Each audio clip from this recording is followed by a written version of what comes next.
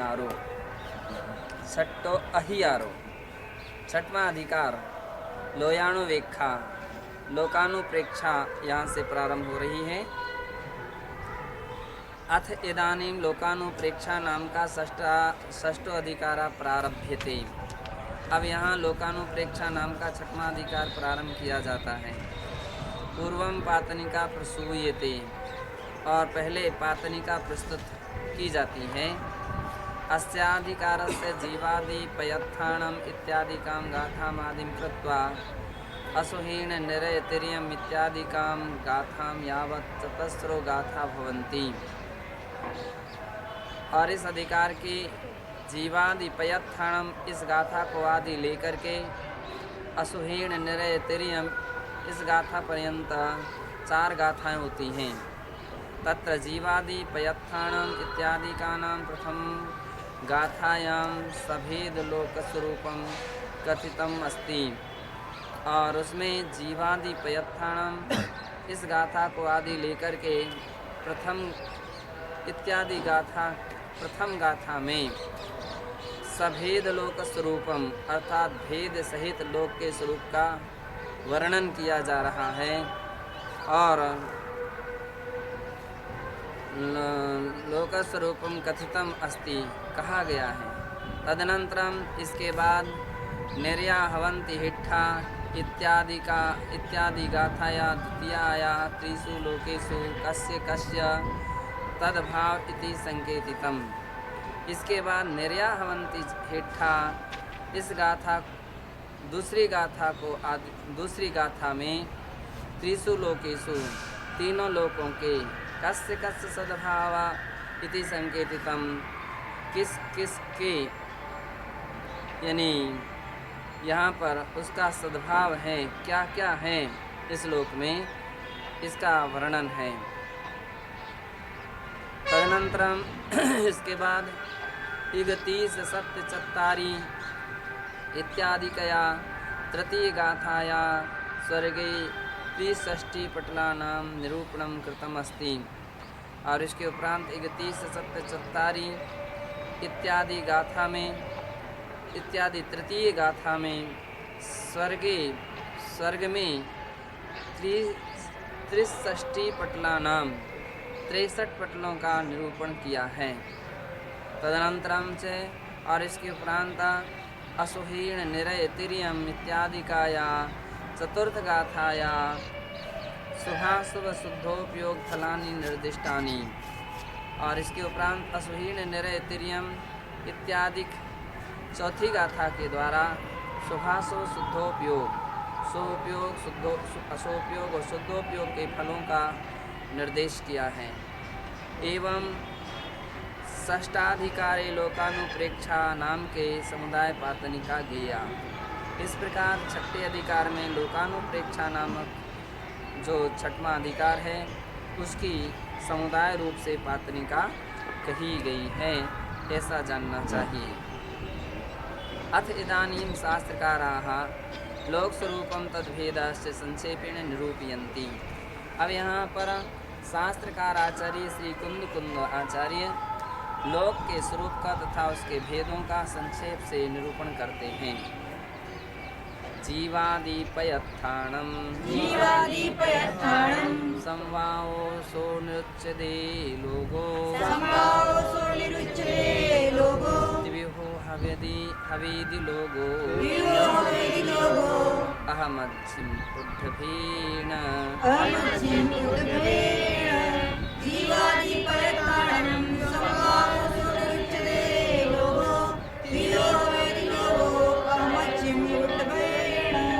कह रहे हैं कि आकाश के जितने हिस्से में जीवादि पयत्थाणम, जीवादि पदार्थों का यानी द्रव्यों का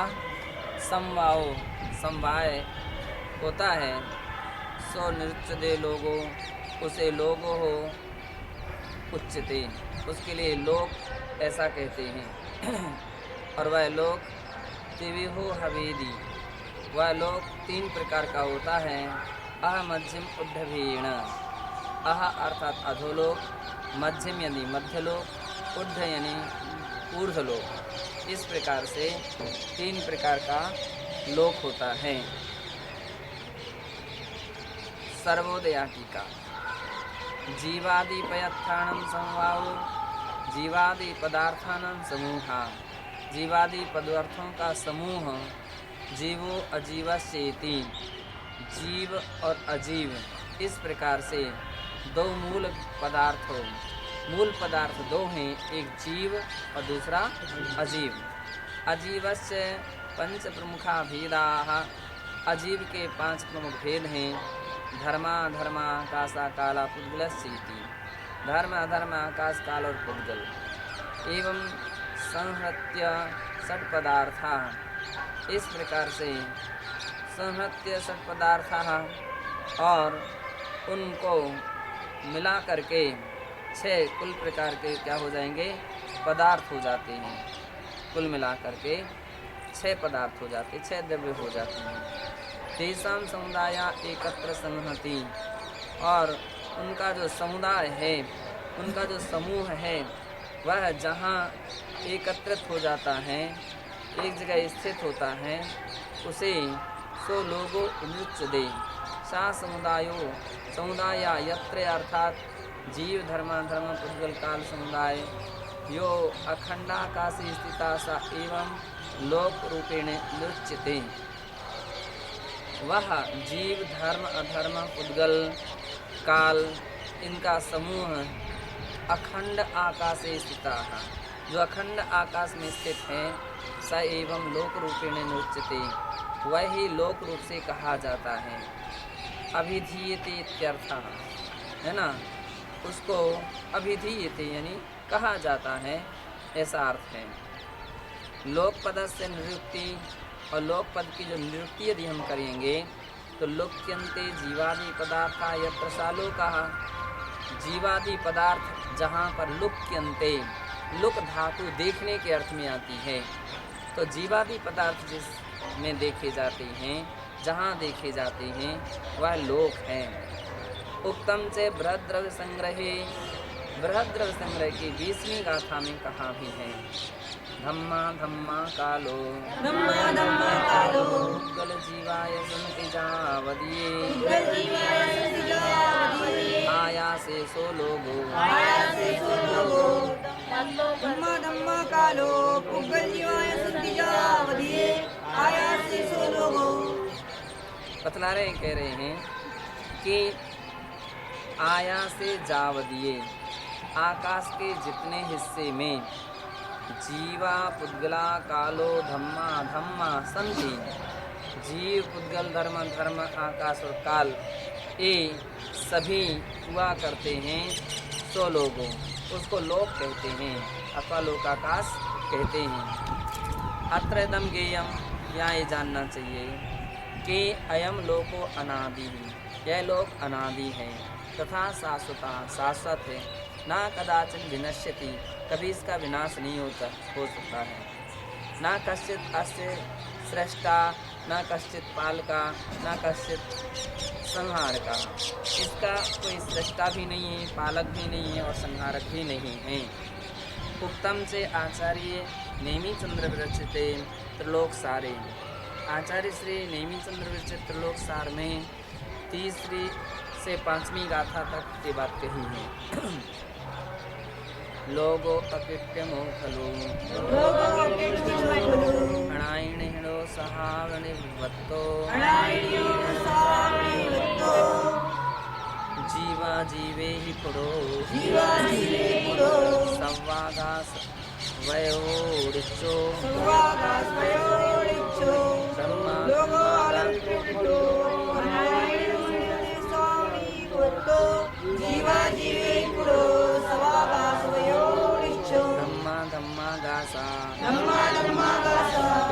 गति जीव पोग्गलाणंच जावत् लोको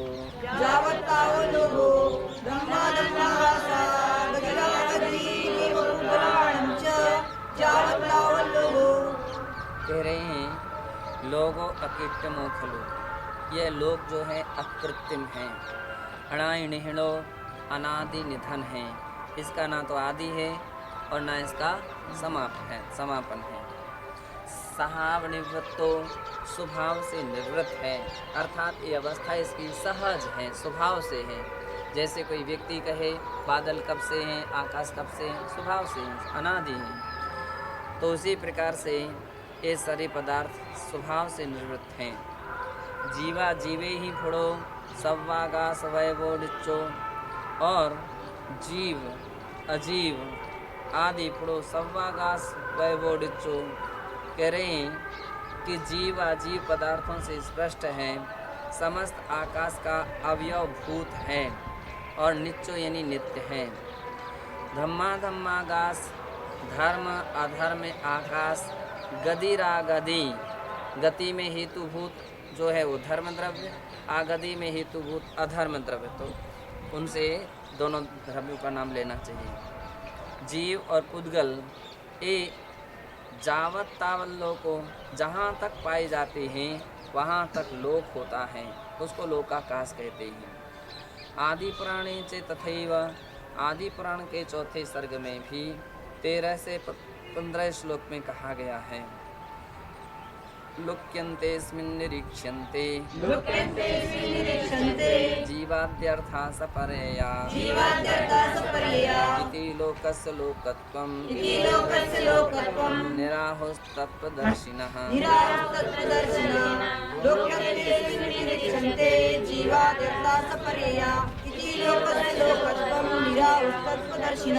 बतला रहे हैं कि लोक्यन्ते अस्मिन् निरीक्षन्ते जीवादि अर्था सपर्या, पर्याय सहित जीवादि अर्था यानी जीवादि पदार्थ, अस्मिन् जिसमें या इसमें, लोक्यन्ते निरीक्षन्ते देखे जाते हैं, इति लोकस्य लोकत्वम इस प्रकार से लोक का लोकत्वपना, निराह आहुस तत्वदर्शिनः तत्वदर्शी जो आचार्य भगवान हैं या जिनेन्द्र भगवान केवली भगवान हैं, उन्होंने इस प्रकार से आहु कहा है। क्षिपन्ति निवसन्त्यस्मिन् जीवादि द्रव्य विस्तरः इति क्षेत्रं निराहुस्तम् लोकमन्वर्थ संज्ञका।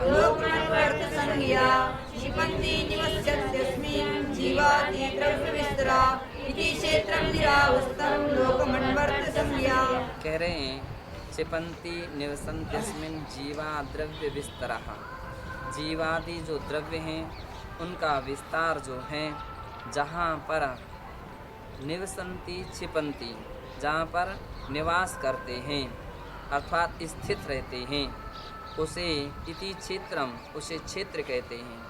निराहुस्तम लोक मनवर्थ संघ का, और सार्थक नाम होने से इसके कारण से जो विद्वज्जन हैं वह ऐसे ही लोक को ही क्षेत्र कहते, लोकम है ना, अनवर्थ संज्ञ का, इसका ही अनवर्थ संज्ञक क्षेत्र कहा जाता है कि इसमें जीवादि पदार्थ लोक्यन्ते देखे जाते हैं, इस कारण से इसे क्या कहा गया, लोक कहा गया है।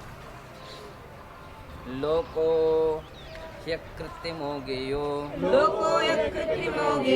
जीवाद्यर्थावगाहकः नित्या स्वभाव निवृत्तः सोऽनन्ताकाशमध्यगः।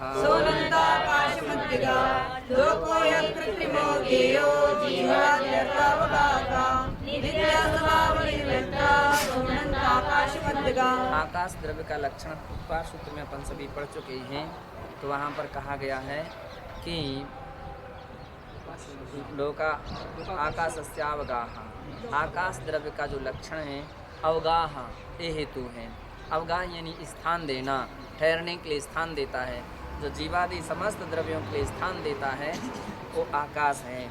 वही बात यहाँ कह रहे, जीवाद्यर्थ अवगाह कहा, जीव आदि अर्थ यानी पदार्थों के लिए, द्रव्यों के लिए जो अवगाह यानी स्थान देता है उसको लोको कहना, उसको लोको गेयो, उसको लोक जानना चाहिए।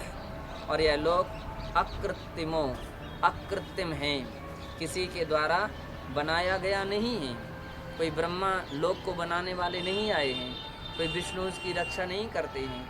शिव कहीं उसका संहार करेंगे नहीं, तो ना तो कोई उसको उत्पन्न करने वाला है, ना कोई उसकी रक्षा करने वाला है, ना उसका कोई विनाश करने वाला है।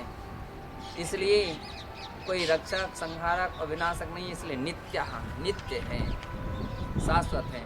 बोले अरे वो तो फलाने व्यक्ति रक्षक हैं और उसके अगर वो रक्षा नहीं करेंगे तो नष्ट हो जाएगा, तो फिर महेश क्यों नष्ट करते? फिर उस समय विष्णु कहाँ गए? महेश नष्ट कर रहे हैं, है ना? तो वो रक्षक हैं। अब जो रक्षक हैं और वो विनाशक हैं, तो ब्रह्मा उसके सृष्टि रचयिता हैं। अब ब्रह्मा उसकी रचना करते हैं, तो फिर प्रश्न खड़ा हो रहा, तो ब्रह्मा परेशान हो जाएंगे कि हाँ ये बनाते बनाते जा रहे हैं, वो मिटाते मिटाते जा रहे हैं, है ना? तो फिर उनका मिटाना व्यर्थ है, इनका बनाना व्यर्थ है। अथवा ये बनाते जाएंगे तो शिव परेशान हो जाएंगे, वो कितना कितना मिटाते जाएंगे, किस किस को मिटाएंगे, कब कब तक मिटाते रहेंगे, तो वो स्थिति खड़ी ऐसी हो जाएगी। इसलिए आचार्य महाराज कह रहे हैं कि स्वभाव निवृत्ता, स्वभाव से निवृत्त होने के कारण से लोग किसी के द्वारा ना तो बनाया जाता है, ना रक्षण किया जाता है, ना उसको मिटाया जा सकता है, अतः वो नित्य है। सो अनंत आकाश मध्यगाः और एक ऐसा जो लोक है वो अनंत आकाश के मध्य में 3 लोक की जो रचना है उस प्रकार से उस रूप हुआ करता है। अन्य तीर्थिकाः ईश्वरं सृष्टिकर्तारं स्वीकुर्वन्ति। अन्य तीर्थिकाः अर्थात अन्य तीर्थ यानी इतर दार्शनिक जो हैं वो ईश्वर को सृष्टि के कर्ता स्वीकार करते हैं, किंतु तेषां मतं युक्तियुक्तं प्रमाण सिद्धं न च नैव प्रतिभाति। और उनका जो मत है वो युक्ति युक्त या प्रमाण से सिद्ध नहीं दिखता है। यतो ही सृष्टि पूर्वं सा कर्ता कुत्र तिष्ठति। यदि सृष्टि का कोई कर्ता है, आप ऐसा मानते हैं कि सृष्टि का कोई कर्ता है, सृष्टि को बनाने वाला है, तो आप ये बतलाओ वो जो बनाने वाला है वो कहाँ रहता है? वो सृष्टि के बाहर रहता है कि सृष्टि के अंदर रहता है? सृष्टि पूर्वम कस्यचित आधारभूतस्य स्थानस्य अभावः। यदि आप कहते हो सृष्टि के पहले रहता है तो उसका आधार क्या है? किसके आधार से रहता है ना? तो उसका भाई पूर्व में है तो आधारभूत कोई स्थान ही नहीं है, सृष्टि नहीं है, तो रहेगा कैसे? आधार ही नहीं है तो रह ही नहीं सकता है। यदि सा सृष्टा निराधारा, यदि वो सृष्टा निराधार है, कूटस्थ नित्यो वर्तते, कूटस्थ नित्य है, तर्हि जगत उत्पाद्य सा कुत्र। फिर जो स्वयं ही जिसका आधार नहीं है वो सृष्टि को कैसे बना सकेगा? स्वयं ही नहीं ठहर पा रहा, स्वयं के कदम ही मजबूत नहीं हो पा रहे, तो दूसरे को क्या मजबूती कर दे सकेगा, है ना? तो बतला रहे हैं तर्हि जगत उत्पाद्य सा कुत्र। जगत को कैसे उत्पन्न कर सकता है? कहाँ उत्पन्न करेगा? कस्मिन आधारभूते स्थाने तत् स्थाप्यते। और फिर किस आधारभूत स्थान पर उसको रखेगा संसार को बना करके?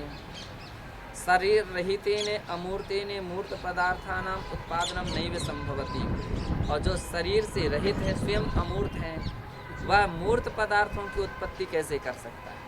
जो स्वयं अमूर्त है वह मूर्त पदार्थों की उत्पत्ति कैसे कर सकता है?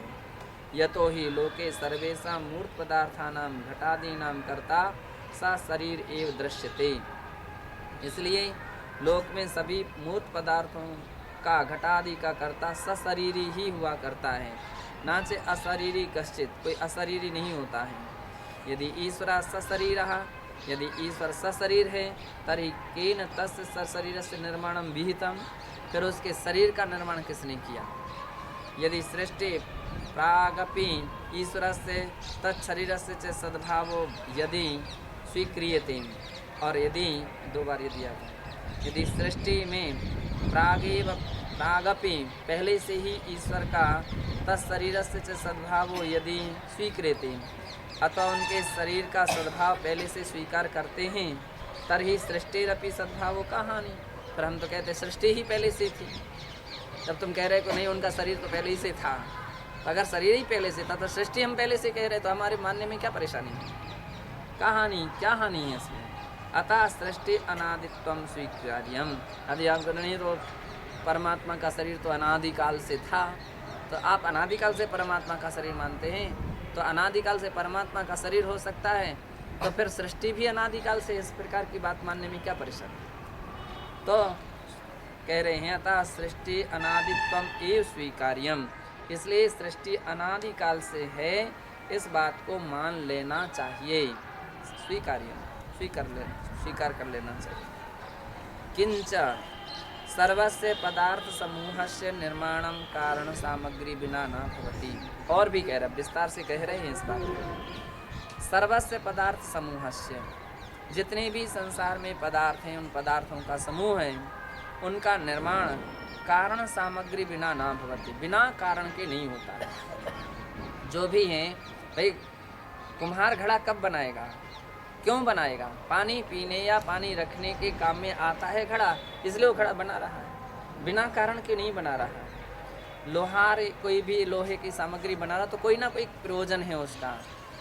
और भी कोई भी व्यक्ति किसी प्रकार की सामग्री बनाता तो कोई ना कोई प्रयोजन लेकर के बनाता है, बिना उद्देश्य के बिना प्रयोजन के नहीं बनाता। और बिना कारण से भी वो सामग्री की उत्पत्ति नहीं होती ना भवति। ईश्वरः काम कारण सामग्री अवलंब्य सृष्टि करोति।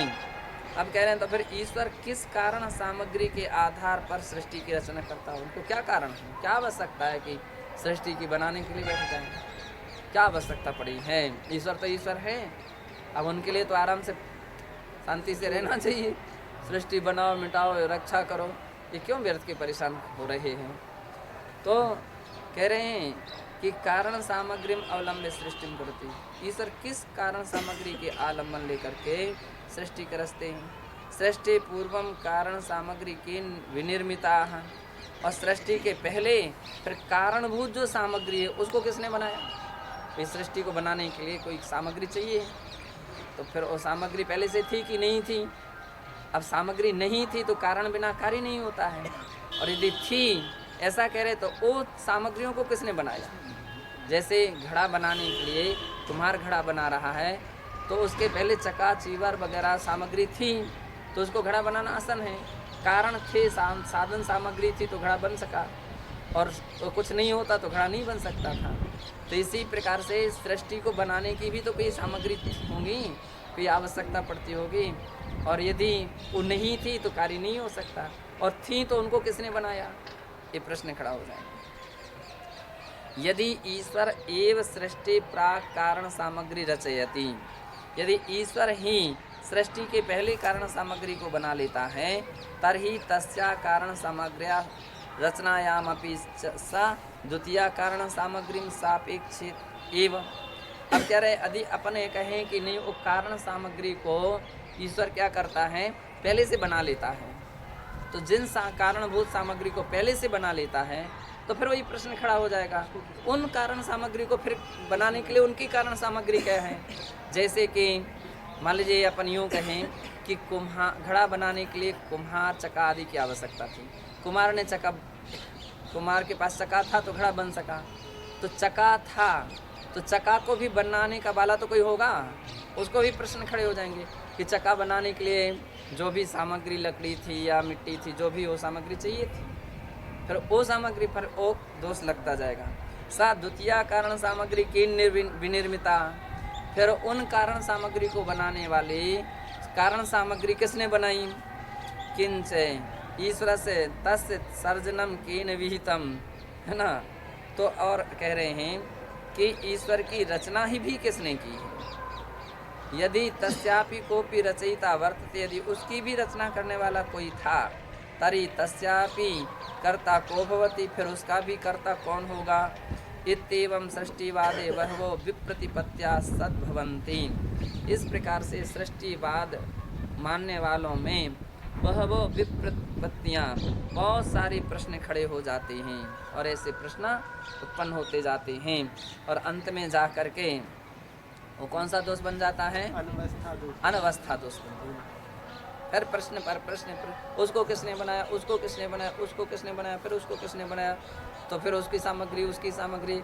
अब तो ना प्रश्न का अंत होगा ना उत्तर का अंत होगा। उक्तम से आदि पुराण के भी चौथे सर्ग में 16 से 21वें श्लोक में कहा है, सृष्टास्य जगता कश्चित् सृष्टास्य जगता कश्चित् दस्तित्ते के जगुर्जुड़ा दस्तिस्ते जगर्जुड़ा तदुर्णय निरासार्थम तद्वर्णैरासार्थं सृष्टिवादा परीक्षते सृष्टिवादा परीक्षते सृष्टास्य जगता कश्चित् दस्तिस्ते जगर्जुड़ा तद्वर्णैरासार्थं सृष्टिवादा परीक्षते।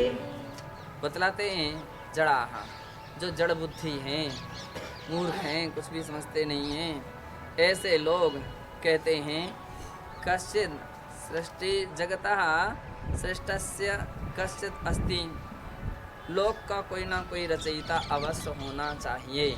ऐसा कौन बोलते हैं? जड़ बुद्धि वाले जो रहते हैं, जिनको कुछ भी ज्ञान नहीं रहता, मूर्ख होते हैं, वो ऐसा बोलते हैं सृष्टि का कोई ना कोई रचयिता होना चाहिए। तद दुर्णय निरासार्थम सृष्टि बाधा परीक्षते। ऐसे लोगों के जो दुर्नय हैं अर्थात दुराग्रह हैं, उसको निरासार्थम, उसको खंडन करने के लिए, उसका समाधान करने के लिए सृष्टिवाद परीक्षते, सृष्टिवाद की परीक्षा करते हैं। यहाँ से हम सृष्टिवाद की बात करते हैं कि आप अगर मानते हो और आपका बिल्कुल हठाग्रह है तो आओ जाओ मैदान पर, हम बैठे आपसे बात करते हैं। और आचार्य महाराज जिनसे महाराज सृष्टिवाद का खंडन करते हैं तो कहते हैं सृष्टा सर्ग बहिर्भूतः कस्था सृजति तज्जगत् निराधारश्च कूटस्थः सृष्टवे तत्कनिवेशित।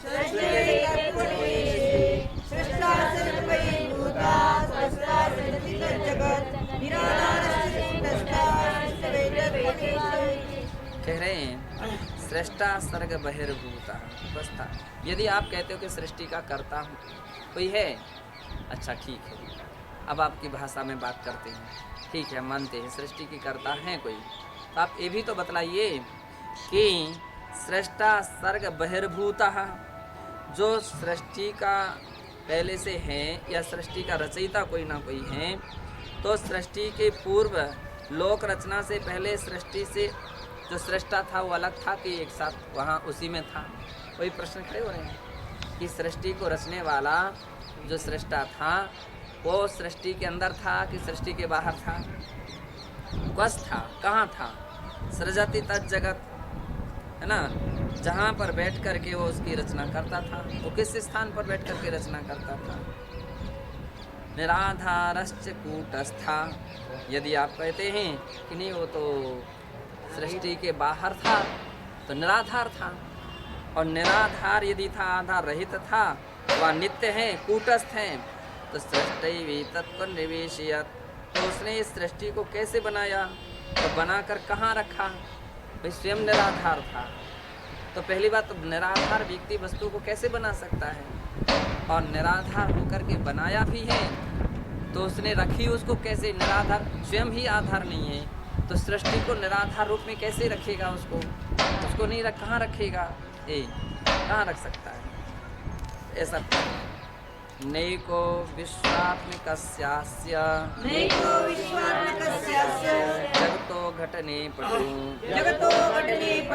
वितनोश्चैन तन्वादिर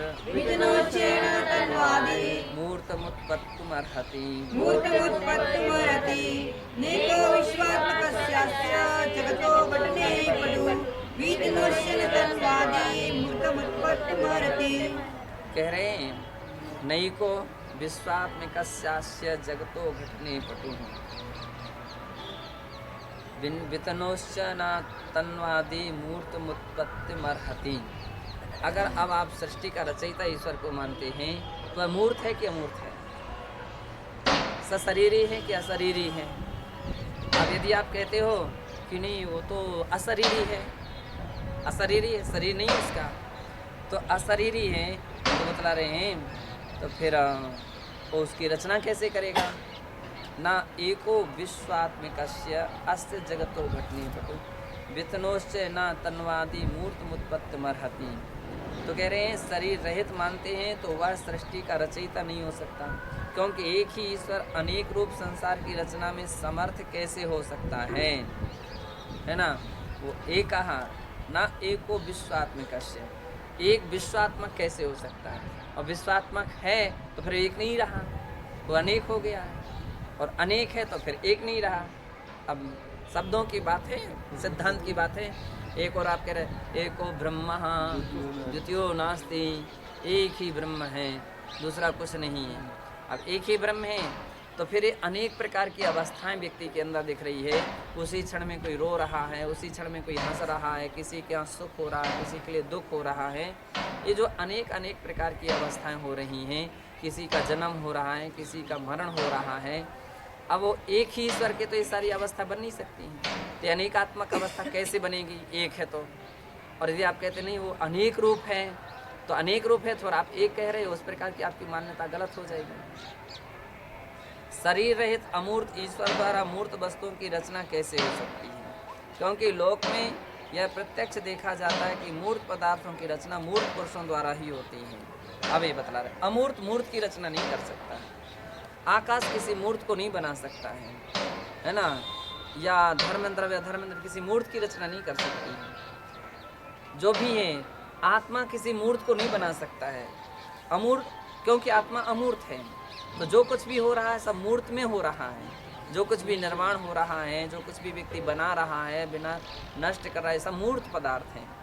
तो आचार्य कह रहे हैं कि लोक में यह प्रत्यक्ष देखा जाता है, मूर्त पदार्थों की रचना मूर्त पुरुषों द्वारा ही होती है, जैसे मूर्त कुम्हार द्वारा ही मूर्त घट की रचना होती है।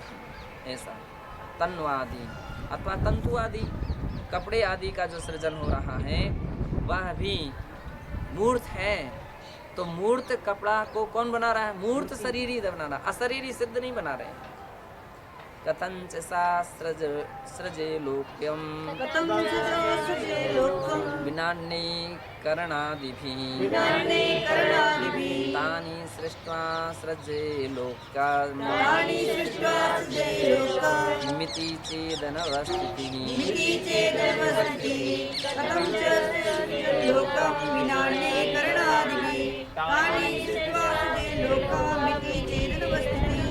वो पहले वाला हेतु दिया कि कथम से सृजे लोकम विनान्य कारणादिभिः, कि अब अगर आप कह रहे हैं कि लोक का सृष्टि रचयिता है ईश्वर, तो उसकी कारण सामग्रियां है ना, संसार के समस्त पदार्थ कारण सामग्री के बिना बनाए नहीं जा सकते हैं। तो कारण सामग्री जो हैं उसको बनाने वाला कौन है? वो कहाँ है? किंच निर्मात वद विश्वम स्वतः सिद्धम अवाप्नुयात। तो कह रहे हैं कि कारण सामग्री के बिना लोक की रचना कैसे कर पाएगा? किस कारण सामग्री को भी बनाने के लिए उसकी भी कारण सामग्री की रचना अपेक्षित होगी। अगर आप कह रहे हो कि कारण सामग्री पहले से थी तो उसको बनाने वाला कौन था? फिर उसको बनाने वाली सामग्रियां कौन थी? ऐसा प्रश्न खड़ा हो जाएगा। इस तरह अनवस्था दोष प्रारंभ हो जाएगा। और तेषां स्वभाव सिद्धत्वे लोकेऽपि तत्प्रसज्यते किंच निर्मात्रवत् विश्वं स्वतः सिद्धिमवाप्नुयात्।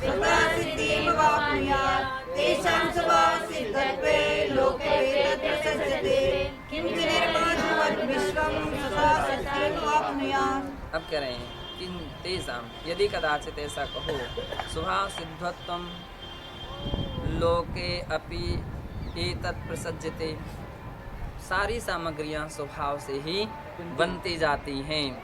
यदि ऐसा कहते हो कि सारी कारण सामग्रियां स्वभावतः स्वयं बन जाती हैं, तो फिर आचार्य कहते हैं कि फिर उसके तेषां किंच निर्मातृवत् विश्वं स्वतः सिद्धिमवाप्नुयात्, फिर ईश्वर की अपेक्षा क्यों है? इस फिर बार बार क्यों कहते हो कि ईश्वर रच रहा है, ईश्वर बन रहा कर रहा है? स्वभाव से सिद्ध है तो फिर ये तो बात हम ही कह रहे हैं। तो ईश्वर द्वारा उसकी रचना होना अपेक्षित नहीं है, तो यह बात लोक के विषय में भी लागू हो सकती है। अर्थात क्यों नहीं मान लिया जाए कि लोक स्वभावतः सिद्ध है, किसी कोई बनाने वाला नहीं है। सृजेद् विनापि सामग्र्या सृजेद्विनापि सामग्र्या स्वातन्त्रा प्रभुरीक्षया स्वतन्त्रा प्रवृत्तया प्रतीक्षा मात्रमेवैतत् इच्छामात्रमेवेतत् सा श्रद्धया युक्तिकम् शास्त्रज्ञानयुक्तिकम् सृजेद्विनापि समग्रया स्वतन्त्रा प्रवृत्तया इच्छामात्रमेवेतत् शास्त्रज्ञानयुक्तिकम्।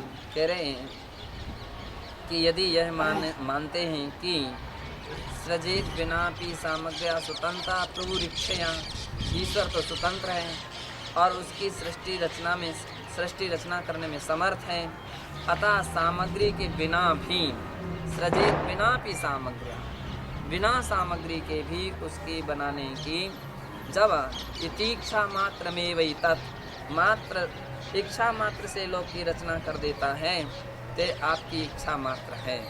क्या करें? इच्छा मात्र में वही तत् का श्रद्धया युक्तिवत, तो ये आपकी इच्छा मात्र है। इस युक्ति असंगत कथन पर भला कौन बुद्धिमान व्यक्ति विश्वास करेगा?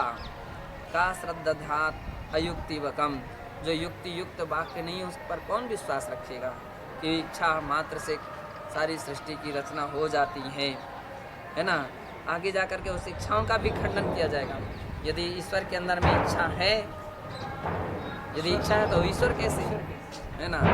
इच्छा बनी रहेगी, फिर नई नई तरह की इच्छाएं बदलती रहेंगी और इच्छा की पूर्ति नहीं होगी तो दुखी हो जाएगा, तो वो ईश्वर कैसे। तो आगे उसके ऊपर भी यहाँ पर तर्क किया जाएगा।